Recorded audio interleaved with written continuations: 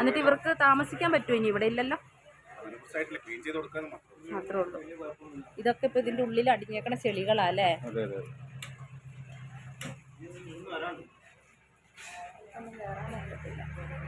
ഞങ്ങൾ 6 കുടുംബമാണ് ഇപ്പോൾ ഒന്നിച്ചുള്ളത്. അത് എന്താ കാരണം എന്ന് വെച്ചാൽ എൻ്റെ ഉമ്മയും ബാപ്പയും ആങ്ങളെയും മക്കള് എല്ലാവരും മരിച്ചിട്ട് ഒരു മോൻ ബാക്കിയായിരുന്നു. എല്ലാവർക്കും കോളേരി ഡയറീസിൻ്റെ പുതിയൊരു വീഡിയോയിലേക്ക് സ്വാഗതം.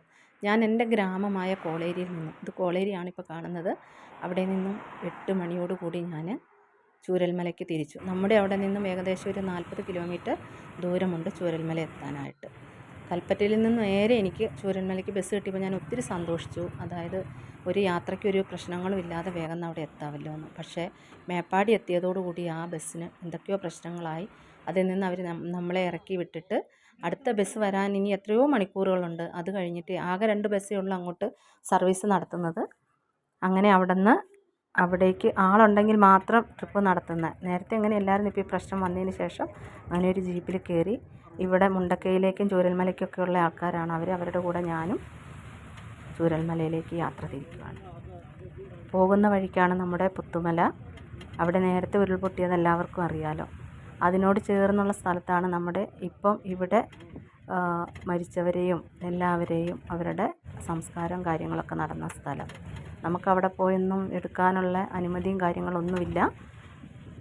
എല്ലാം കോടമഞ്ഞിൽ ഇതായി നിൽക്കുകയാണ്. നമ്മൾ പോയപ്പോൾ നമ്മുടെ അവിടെ മഴ ഇതൊന്നും ഇല്ലായിരുന്നു. പക്ഷേ ഇവിടുത്തെ ഇതാണ് പുത്തുമലയാണ് ഇപ്പോൾ നമ്മൾ ഈ പോയിക്കൊണ്ടിരിക്കുന്ന സ്ഥലം കേട്ടോ.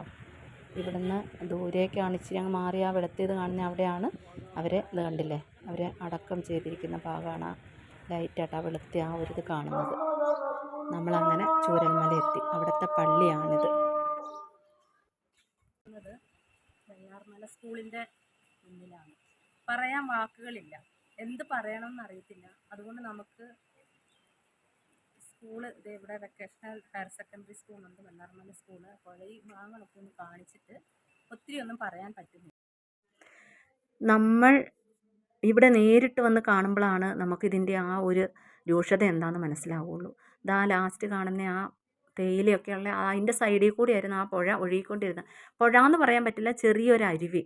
അത് ഇപ്പം എത്രയോ ദൂരമുള്ള, ഇതൊക്കെ സ്കൂളിൻ്റെ ഗ്രൗണ്ടായിരുന്നു. ഇപ്പോൾ ആ ഗ്രൗണ്ടിൻ്റെ ഒത്ത നടുക്കൂടെയാണ് ആ പുഴ ഒഴുകുന്നത്. അത് മേലേക്ക് പോകുന്തോറും പുഴയ്ക്ക് വീതി കൂടി വരും. അവിടെയൊക്കെ ഇപ്പം അധികം വെള്ളമില്ല. ഇതാ ഈ സ്കൂളിൻ്റെ ഉള്ളിലൊക്കെ ചെളിയും മണ്ണും ഒക്കെ അടിഞ്ഞ് ഇവിടെയൊക്കെ അഹോരാത്രം ഇവിടെയൊക്കെ ക്ലീനിങ്ങും അതുപോലെ തന്നെ ഇതിൽ മരിച്ചവർക്കുള്ള തെരച്ചിലും കാര്യങ്ങളും ഇതുവരെ നിർത്തി വെച്ചിട്ടില്ല. പല പല ഡിപ്പാർട്ട്മെൻറ്റിലുള്ള ഉദ്യോഗസ്ഥർ വന്നിട്ടാണ് ഇവിടെ ഓരോന്നിനും നേതൃത്വം കൊടുക്കുന്നത്. പിന്നെ നമുക്ക് ചാനലിൽ ഉൾപ്പെടുത്താൻ പറ്റിയ കാര്യങ്ങൾ മാത്രമല്ല ഉൾപ്പെടുത്താൻ പറ്റുള്ളൂ. അവരൊക്കെ വന്നിട്ട് ഇപ്പോഴും ഓരോ ഇതിലും പെട്ടവർ വന്നിട്ട് എല്ലാ അതിൻ്റെ ഇതെല്ലാം ഓരോ കാര്യങ്ങളും ഓരോ രീതിയിലും പുരോഗമിക്കുകയാണ്. പിന്നെ സ്കൂളിൽ ഏകദേശം ഒരു 50 കുട്ടികളോളം നഷ്ടപ്പെട്ടിട്ടുണ്ടെന്നാണ് അറിഞ്ഞത്. ഇത് ചെളിയൊക്കെ കുറേ കോരി മാറ്റുന്നുണ്ട്. ഈ ഡെസ്കും ബെഞ്ചും കാര്യങ്ങളും എല്ലാം. ഇപ്പം ഒരു പുതിയൊരു ബിൽഡിങ് വെള്ളാർമല സ്കൂളിന് വേണ്ടിയിട്ട്, ഹൈസ്കൂളിന് വേണ്ടിയിട്ട് പുതിയൊരു ബിൽഡിങ് ഉണ്ടാക്കിയായിരുന്നു. അത് അവിടെ നിന്നത് കാരണമാണ് കുറേയൊക്കെ അതിൽ തട്ടി നിന്നിട്ട് ആ ബിൽഡിങ്ങിനൊന്നും സംഭവിച്ചില്ല. ഇത് പഴയ ബിൽഡിങ്ങാണ്. പുതിയ ബിൽഡിങ്ങിന് കാര്യമായിട്ടൊന്നും സംഭവിച്ചില്ല. അതിൻ്റെ ജനലും കാര്യങ്ങളും ഒക്കെ പോയിട്ടുള്ളൂ. ദാ കാണുന്ന ബിൽഡിങ് അത് പുതിയതാണ്. അവിടെ തട്ടി നിന്ന് കുറേയൊക്കെ മണ്ണും മരങ്ങളും ഇതൊക്കെ എവിടെ നിന്ന് ഇത്രയും നമ്മൾ അന്തം വിടും. എവിടെ നിന്ന് ഇത്രയും മരം വന്നു എന്ന് പോലും നമുക്കറിയത്തില്ല. എങ്ങനെ വന്നു ഈ മരവും മരത്തിൻ്റെ വേരും അതുപോലെ തന്നെ പാത്രങ്ങൾ, അതുപോലെ അവരുടെ ഡ്രസ്സുകൾ, അതുപോലെ ഫർണിച്ചറുകൾ ഒക്കെ കണ്ടു കഴിഞ്ഞു. 1:30-ക്കാണ് പൊട്ടി. 1:30 മണിക്കാണ് കറക്റ്റ് പൊട്ടിയത്. അപ്പോൾ ഞാൻ വീട്ടിലുണ്ട്. എൻ്റെ ഭാര്യ മിസ്സിങ് ആയിരുന്നു. ഇന്നലെ DNA ടെസ്റ്റ് കിട്ടി. 2 മക്കളുണ്ട്. കൂടപ്പുറപ്പുകളായ ഏട്ടൻ്റെ മക്കളൊക്കെ പോയി. കൂടുതൽ പറയാനില്ല ഇതിനെക്കുറിച്ച്.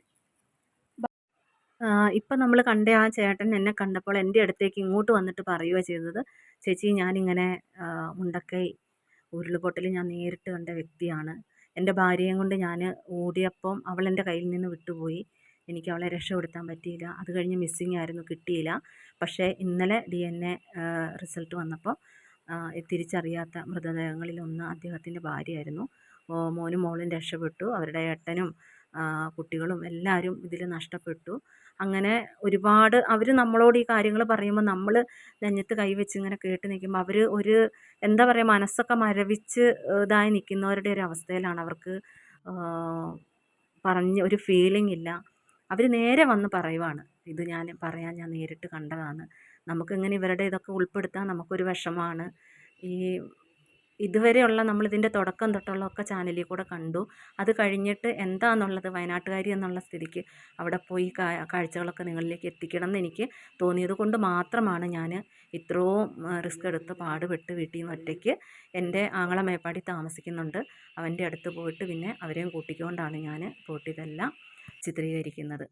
അവിടെ ഇപ്പോൾ നമുക്ക് ഒന്നും അലൗഡൊന്നും അല്ല. ഇതാണ് ആ പുതിയ ബിൽഡിങ് സ്കൂളിൻ്റെ. ഇതിൻ്റെ അടിഭാഗം കുറച്ചൊക്കെ പോയി. പക്ഷേ അതവിടെ നിന്നത് കാരണം ഒരുപാട് അവിടേക്കുള്ള ആ വെള്ളവും ഇതുമൊക്കെ തള്ളൽ കുറഞ്ഞു.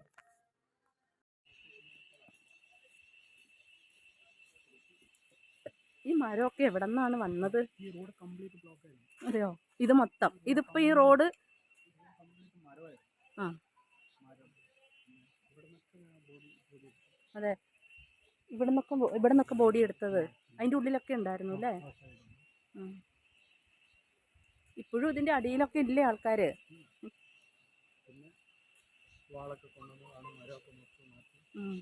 ഇപ്പം ഇതിൽ നടക്കാനുള്ള റോഡാക്കി. ഇവരൊക്കെ ഇപ്പോൾ ഇവിടെ താമസിക്കുന്നുണ്ടല്ലേ?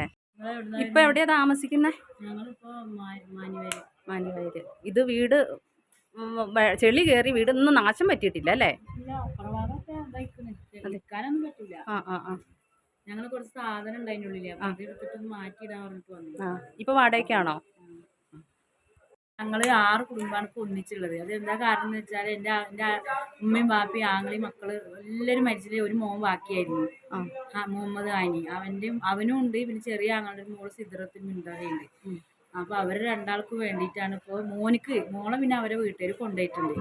മോന് എല്ലാവരും ഒന്നിച്ച് നിൽക്കണം. ഉമ്മാൻ്റെ ആൾക്കാരും ഉപ്പാൻ്റെ ആണെങ്കിലും ഞാൻ തന്നെ ഉള്ളൂ, 2 ആങ്ങളാരും പോയി, ഞാൻ മാത്രമേ. അപ്പോൾ അവന് അങ്ങനെ നിൽക്കണം എന്ന് ഞങ്ങൾ ഒന്നിച്ചൊരു വാടക അങ്ങനെ 6 റൂമായിട്ട് അങ്ങനെ എടുത്തു. എത്രയാളുള്ള? ഞങ്ങൾ 6 കുടുംബമുണ്ട്. അതിലിപ്പോ അവരുടെ വീട്ടിലെല്ലാരും പോയി, മോനല്ലാത്ത അവൻ്റെ വാപ്പിയും ഉമ്മയും 2 സഹോദരങ്ങളും പോയി, മോളും പോയി മോനും പോയി. അതിൽ എൻ്റെ ഉമ്മയും പോയി, എൻ്റെ വാപ്പിയും പോയി. പിന്നെ എൻ്റെ ചെറിയ ആങ്ങളെയും ചെറിയ ആങ്ങളുടെ ഭാര്യയും ഒരു മോളും പോയി. ഒരു മോൾ 5 വയസ്സുള്ള മോള് രക്ഷപ്പെട്ടു. അവളിപ്പോൾ അവളെ ഉമ്മച്ചി വാപ്പിച്ചിയുണ്ട്, അവിടെ എനിക്കുള്ളത്. മോനെ എൻ്റെ അടുത്തുണ്ട്. അപ്പോൾ ഞങ്ങൾ അവൻ്റെ സന്തോഷത്തിന് വേണ്ടിയിട്ട് 6 റൂം ഒന്നിച്ചെടുത്തിട്ട് ഞങ്ങളെ കൂട്ടത്തിൽ കൂടെയാണ്. വിഷമങ്ങളൊക്കെ ഉണ്ടായിരുന്നു. ആ താത്ത പറഞ്ഞതുമാതിരി അവർക്കെല്ലാം നല്ല വിഷമങ്ങളുണ്ടായിരുന്നു. പക്ഷേ ഇവരൊക്കെ ജീവിതത്തിലേക്ക് വളരെ പെട്ടെന്ന് തിരിച്ചു വന്നിരിക്കുകയാണ്. അവരെല്ലാം ഉൾക്കൊണ്ടു. അവർ കണ്ണുനേരെ കണ്ടൊരു ദുരന്തമാണ്. എല്ലാവരും കൺമുന്നിൽ നിന്ന് നഷ്ടപ്പെട്ടു പോകുന്ന ആ കാഴ്ച കണ്ട് അവരുടെ മനസ്സ് അതിനെയൊക്കെ പാകപ്പെടുത്തി അവർ പിന്നെ പോരാത്തതിന് കൗൺസിലിങ് അതൊരു പ്രധാന പങ്ക് വഹിച്ചിട്ടുണ്ട്.